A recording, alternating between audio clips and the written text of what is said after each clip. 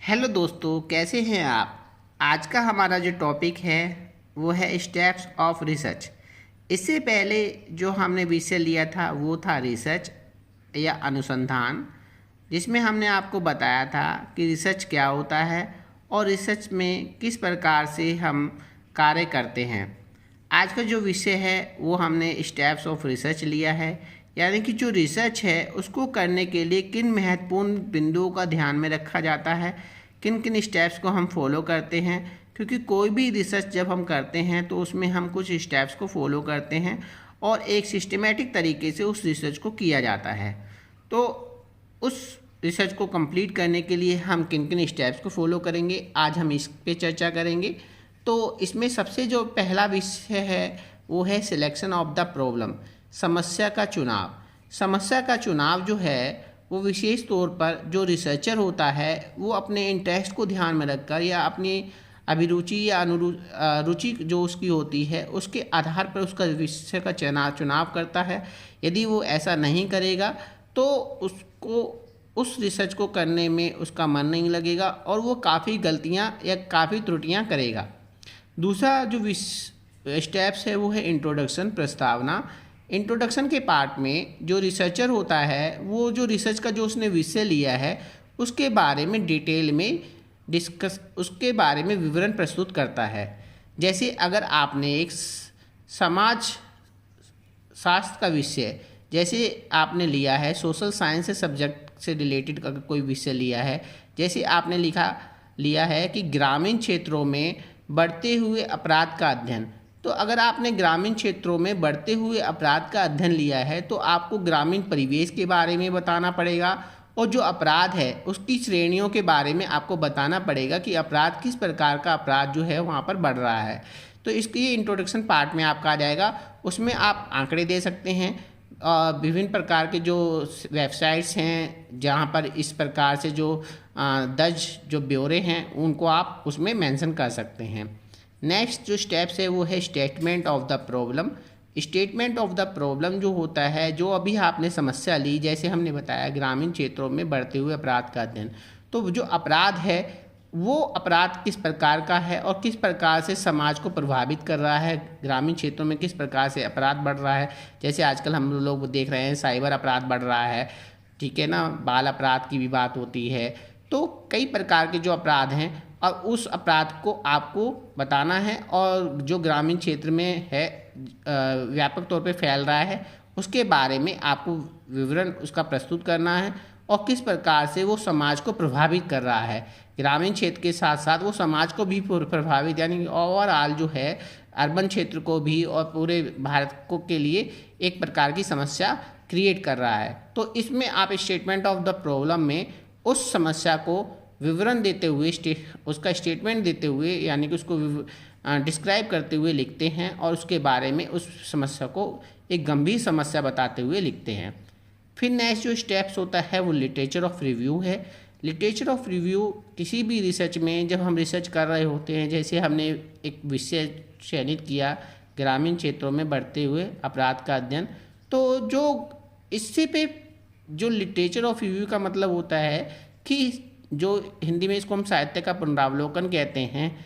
आपसे पहले भी बहुत सारे रिसर्चर होंगे जिन्होंने इस विषय को चयनित किया होगा और इस पर अध्ययन किया होगा, तो उनके व्यूज क्या थे, उनके किस प्रकार के कंक्लूजन्स आए या जनरल पेपर्स जो हैं उनमें इस पर शोध हुए होंगे, तो उनके जो व्यूज हैं या उनके जो रिजल्ट हैं वो किस प्रकार के रहे, तो इसको आप अपनी रिसर्च में मेंशन करते हैं। इसमें आप जो है ब्यौरा देते हैं उनका और उसको कोट करते हैं, तो जिसको लिटरेचर ऑफ रिव्यू कहते हैं। तो ये आप किसी भी ऑथेंटिक बुक से, जनरल पेपर से, मैगजीन से, या हम कह सकते हैं वेबसाइट की जो वेब पेज होते हैं वहाँ से भी ले सकते हैं। ऑथेंटिक जो वेबसाइट होती हैं वहाँ से आप इनको ले सकते हैं। तो ये साहित्य का जो लिटरेचर ऑफ रिव्यू है, साहित्य का पुनरावलोकन है, इसको आप कोट करते हैं अपनी रिसर्च में। इसके बाद आप ऑब्जेक्टिव तैयार करते हैं। ये ऑब्जेक्टिव आपको जो है एक तरीके से मार्ग दिखलाने का काम करते हैं, रास्ता दिखलाने का काम करते हैं कि किस प्रकार से आप उस काम को कंप्लीट करेंगे। जैसे अगर मान के चलिए एग्जाम्पल के तौर पे हम बात करते हैं कि अगर आपको आप तैयारी कर रहे हैं, मान लीजिए आप पढ़ाई कर रहे हैं और आपने कोई भी ऑब्जेक्टिव डिसाइड नहीं किया कि आपको इंजीनियर बनना है, डॉक्टर बनना है, या आपको कि कोई क्लर्क बनना है। मान लीजिए आपने इनमें से कोई भी अपना ऑब्जेक्टिव नहीं बनाया और आप स्टडी कर रहे हैं, तो आपका कोई उद्देश्य या गोल ना होने के कारण आपको सफलता मिलने में कहीं ना कहीं कठिनाइयाँ होंगी, क्योंकि आपने कोई भी लक्ष्य निर्धारित नहीं किया। यदि आपने कोई ऑब्जेक्टिव डिसाइड कर लिया है तो आप उसी रास्ते पे आगे बढ़ेंगे और अपने को सफल बनाने में अग्रसर होंगे। तो इसी प्रकार से हम जब रिसर्च कर रहे होते हैं तो हमें इस बात का भी विशेष ध्यान रखना होता है कि जो हम रिसर्च कर रहे हैं तो हमें उसमें कुछ ऑब्जेक्टिव्स डिसाइड करने होते हैं, जिनको ध्यान में रखते हुए हम रिसर्च को पे आगे बढ़ सकें। ये एक तरीके से आपको एक रास्ता दिखलाने का काम या मार्ग दिखलाने का काम करता है। नेक्स्ट जो स्टेप्स है वो है हाइपोथेसिस या उपकल्पना। अभी जो हम विषय जो ये स्टेप्स हैं इनको डिस्क्राइब कर नहीं बता रहे, ओनली केवल हम आपको ये बता रहे हैं कि किन किन स्टेप्स को फॉलो किया जाता है और किस प्रकार से इनको सिस्टमेटिक तरीके से फॉलो किया जाता है। अभी हम नेक्स्ट जो वीडियो होंगे उन वीडियोज़ में हम इनके बारे में आपको डिटेल्स में समझाएंगे और इनके बारे में पूरा डिफाइन करते हुए आपको बताएंगे। तो हाइपोथेसिस जो है या उपकल्पना, जिसको हम हिंदी में कहते हैं उपकल्पना या परिकल्पना, ठीक है ना, तो ये एक विषय है हाइपोथेसिस जो हमने समस्या ली है उसका एक इमेजिनिंग आंसर है, ठीक है ना। यानी कि हम कह सकते हैं कि ये एक ऐसा उत्तर है जिसको हमने कल्पना करके बनाया है। जैसे मान के चलिए एग्जाम्पल के तौर पे, जैसे अगर हम कहें कि राधा ने आज खाना खाया, ठीक है ना, कोई एक कैंडिडेट है और हमने कहा कि उसने खाना खाया, लेकिन हम उसका पता कैसे लगाएंगे? हम राधा से पूछेंगे कि आज तुमने खाना खाया कि नहीं खाया। तो अगर वो कहे कि हाँ हमने खाना खाया, तब तो वो हमारी वेरीफाई हो जाएगी, मतलब हाइपोथेसिस, नहीं तो क्या है वो वेरीफाई नहीं होगी। तो कहने का मतलब है जो भी हमारे रिस्पोंडेड होंगे वो हमें क्या बताएंगे, उसकी हाइपोथेसिस जो हमने क्रिएट की है वो सही है अथवा गलत है, ठीक है ना। हाइपोथेसिस जो है वो किसी भी समस्या का एक काल्पनिक उत्तर है जिसका कि हम बाद में परीक्षण करते हैं, और जो परीक्षण होता है वो हमारे किसके द्वारा होता है, वो हमारे रिस्पोंडेंट के द्वारा होता है, उत्तरदाता के द्वारा होता है, जिससे हम जो डाटा कलेक्ट करेंगे और जिससे हम जानकारी लेंगे उसके आधार पर हम अपनी हाइपोथेसिस को वेरीफाई करेंगे, ठीक है ना। ये उपकल्पना जो है वो 3 प्रकार की होती हैं।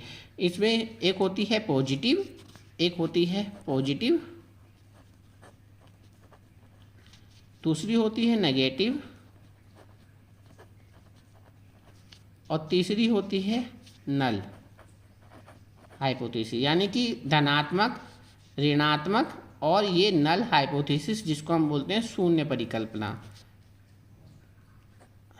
ऋण और धन, मतलब धनात्मक, ऋणात्मक और शून्य परिकल्पना, ठीक है ना। तो 3 प्रकार की हाइपोथेसिस हम क्रिएट करते हैं और ये इनके आधार पर इसको फिर हम वेरीफाई करते हैं किसके द्वारा, अपने रिस्पोंडेंट के द्वारा। नेक्स्ट जो स्टेप्स है वो है field of area. Field of area अध्ययन का क्षेत्र है जो कि हम जिस क्षेत्र में हम काम करेंगे उस क्षेत्र का हम चयन करते हैं। इसके लिए हम जो है अध्ययन का क्षेत्र का चूज करने के लिए हम एक पायलट स्टडी करते हैं। वो क्यों करते हैं ये हम आगे की वीडियो में आपको बताएंगे। नेक्स्ट जो स्टेप्स है वो है रिसर्च डिजाइन, यानी कि जो हम रिसर्च कर रहे हैं वो रिसर्च में हम किस प्रकार के रिसर्च डिज़ाइन का उपयोग करेंगे। ये कई प्रकार की रिसर्च डिज़ाइन होती हैं, जैसे डिस्क्रिप्टिव रिसर्च डिज़ाइन होती है, एनालिटिकल रिसर्च डिज़ाइन होती है, या हम कह सकते हैं एक्सपेरिमेंटल रिसर्च डिज़ाइन होती है, एक्सप्लोरेटरी रिसर्च डिज़ाइन होती है। तो इनके अलग अलग मायने होते हैं। तो जिस प्रकार की हमारी रिसर्च होगी उसी प्रकार का हम रिसर्च डिज़ाइन इसमें उपयोग में लाएंगे, ठीक है ना। ये भी बहुत इंपॉर्टेंट पार्ट है और इसको हम कैसे समझ सकते हैं ये भी हम आपको नेक्स्ट वीडियो में ज़रूर समझाएंगे। नेक्स्ट जो स्टेप्स है वो है रिसर्च मेथोडोलॉजी। रिसर्च मेथोडोलॉजी का मतलब होता है हिंदी में शोध प्रविधि, यानी कि जो रिसर्च हम कर रहे हैं उनमें किस प्रकार की हम मेथोडोलॉजी का उपयोग करेंगे उस चीज़ के बारे में, उसके बारे में हम विस्तार से जानने की कोशिश करेंगे। यानी कि ये हम एक मेथोडोलॉजी या प्रविधि जो है तैयार करते हैं जिसमें आता है आपका सैम्पलिंग जो होता है वो निदर्शन हिंदी में इसको बोलते हैं। यानी कि अगर हमारे पास एक यूनिवर्सल डाटा है, सैम्पलिंग का मतलब होता है एक यूनिवर्सल डाटा से कुछ डाटा को चूज करना जो कि हम हमें उस यूनिवर्सल के बारे में सटीक जानकारी दे। यानी कि एक हमारे पास एक पॉपुलेशन है, मान लीजिए अगर हमारे पास 1000 लोगों की पॉपुलेशन है, उसमें से हमें केवल 100 लोगों का चयन करना है। तो वो जो 100 लोग हैं वो हम कैसे चयन करेंगे, इसके बारे में हमें विस्तार से, इसके बारे में हम सैम्पलिंग के थ्रू हम उस डाटा को निकालते हैं। ठीक है ना। तो निर्देशन जो है एक तरीके से अगर हिंदी में इसकी बात करें तो इसकी जो डेफिनेशन होगी वो होगी समग्र की वह छोटी सी इकाई जो उस समग्र का प्रतिनिधित्व करती है। यानी कि एक यूनिवर्सल की एक छोटी सी यूनिट जो उस यूनिवर्सल को रिप्रेजेंट करती है वो सैम्पलिंग कहलाती है या निर्देशन कहलाती है। ठीक है ना। तो आप समझ जाइए, जैसे एग्जाम्पल के तौर पे आपको कुछ एग्जाम्पल भी देते हैं।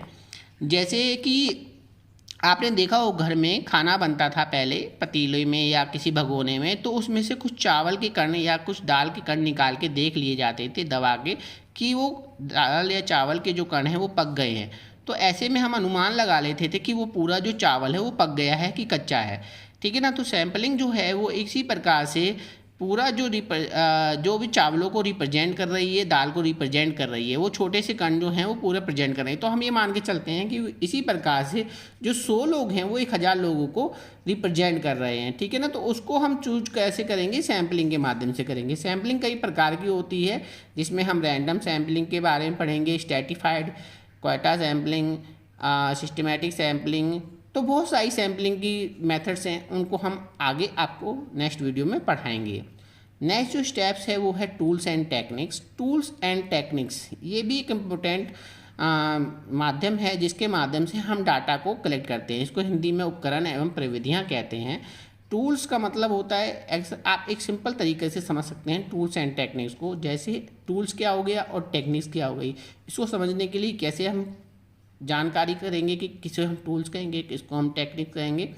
तो इसमें समझने का एक बहुत अच्छा सा जो उदाहरण है वो ये है कि टूल्स जो होते हैं वो विजुअल होते हैं, यानी कि दृश्य यानी मूर्त रूप में होते हैं, यानी कि दृश्य रूप मतलब यानी कि दिखलाई देने वाले। टूल्स का मतलब होता है दिखलाई देने वाला, और टेक्निक्स का मतलब होता है दृश्य। ठीक है ना। यानी कि जिसका हम उपयोग, दोनों का उपयोग क्या होता है, बेसिकली डाटा को कलेक्ट करने के लिए जो भी आंकड़े या तथ्य हम एकत्रित कर रहे होते हैं इनके माध्यम से ही हम इनका उपयोग करके करते हैं। जैसे टूल्स में आपका क्वेश्चनर है, शेड्यूल है, ठीक है ना, मोबाइल फ़ोन हो गया, ऑडियो एंड वीडियो डिवाइस हो गए। इस तरीके से जो चीज़ें हैं जिनके माध्यम से हम क्या है डाटा को कलेक्ट करें, जिसमें रिस्टोर कर सकते हैं डाटा को। ठीक है ना। वो हो गया हमारा टूल्स। और टेक्निक्स वो हो गया जिसमें के माध्यम से, जैसे मान लीजिए हमने ऑब्जर्वेशन किया, इंटरव्यू किया, कम्युनिकेशन किया, तो ये क्या हमारी हो गई टेक्निक्स, इनके माध्यम से भी हम सूचनाओं को प्राप्त कर रहे हैं और इनके माध्यम से भी हम सूचनाओं को प्राप्त कर रहे हैं। ठीक है। आगे चल के हम इनके बारे में और डिटेल में समझेंगे। आगे हम चलते हैं प्राइमरी एंड सेकेंडरी डाटा। ये क्या होता है, ये जो है 2 प्रकार का डाटा हम इन टूल्स एंड टेक्निक्स के माध्यम से क्या करते हैं, कलेक्ट करते हैं। यानी कि सीधा सा सिंपल सा तरीका है, जब कोई रिसर्चर पहली बार किसी डाटा को इन टूल्स एंड टेक्निक्स के माध्यम से कलेक्ट करता है तो उसको कहते हैं प्राइमरी डाटा। ठीक है ना, प्राइमरी डाटा। और दूसरा जो सेकेंडरी डाटा क्या है, ये प्राइमरी डाटा है। ठीक है ना। और ये क्या है, सेकेंडरी डाटा। सेकेंडरी डाटा कौन सा डाटा होगा, जो पहले से कोई रिसर्चर जिसको रिसर्च करने के दौरान उसने कलेक्ट किया। जैसे अगर मान लीजिए किसी ने कोई जर्नल पेपर में प्रकाशित किया, कोई थीसिस उसकी लिखी हुई है या कहीं इंटरनेट की साइट पे वो डाटा पड़ा हुआ है, तो इसको हम कहेंगे सेकेंडरी डाटा। बहुत सारे वेब पेज से हम डाटा लेते हैं, बहुत सारे किसी के पत्र से, किसी की डायरी से हम डाटा लेते हैं। तो ऐसा सभी डाटा जो होता है या आंकड़े जो होते हैं जो हम रिसर्च के दौरान जिनका उपयोग करते हैं, तो वो प्राइमरी एंड सेकेंडरी डाटा होता है। और तो सेकेंडरी डाटा आपके से पहले के कोई रिसर्चर के द्वारा कलेक्ट किया गया डाटा कहलाता है। फिर जो डाटा हमारे पास आ गया, अब इस डाटा को हम क्या करेंगे, हमने कलेक्ट किया। ठीक है ना। आंकड़ों का संकलन किसके द्वारा हुआ, इन टूल्स एंड टेक्निक्स के माध्यम से हो गया। अब ये हमारे पास कलेक्शन ऑफ डाटा आ गया। ठीक है ना। आंकड़ों का हमने संकलन कर लिया। अब इस आंकड़ों का संकलन करने के बाद में हम क्या करेंगे, इस डाटा को क्लासिफिकेशन एंड टेबुलेशन करेंगे। तो इसको हम क्या करेंगे, अलग अलग, हिंदी में कहते हैं इसको आंकड़ों का वर्गीकरण एवं सारणीयन। तो जो भी हमारे पास डाटा आया, आंकड़े आए, उन आंकड़ों को हम अलग अलग जेंडर वाइज, एज व ग्रुप वाइज ठीक है ना। तो इनको हम अलग अलग कर लेंगे, इनको क्लासिफाइड कर लेंगे, इनकी टेबल बना लेंगे, ठीक है ना। ये भी हम आगे जाके आपको डिटेल में समझाएंगे। फिर इसके बाद इस डाटा का हम एनालिसिस करेंगे। एनालिसिस का मतलब इसका विश्लेषण किया जाएगा। इसमें कई प्रकार के जो है वो हम टेस्ट को भी लगाते हैं, कई प्रकार के जो सॉफ्टवेयर हैं उनके माध्यम से भी इसका एनालिसिस करते हैं। तो इन एनालिसिस ऑफ डाटा में हम उसके बारे में आपको डिटेल में समझाएंगे कि एनालिसिस कैसे किया जाता है, ठीक है ना, किस प्रकार से हम जो डाटा है आंकड़ों का विश्लेषण उसको करते हैं। इसके बाद जो नेक्स्ट स्टेप्स है वो है कंक्लूजन। कंक्लूजन जो है वो निष्कर्ष होते हैं, यानी कि जो आपने रिसर्च की उसमें आपके क्या कंक्लूजन या निष्कर्ष निकल के आए उसको आप इसमें लिखते हैं। ये भी हम आपको आगे चल के विषय में इसके बारे में बताया जाएगा।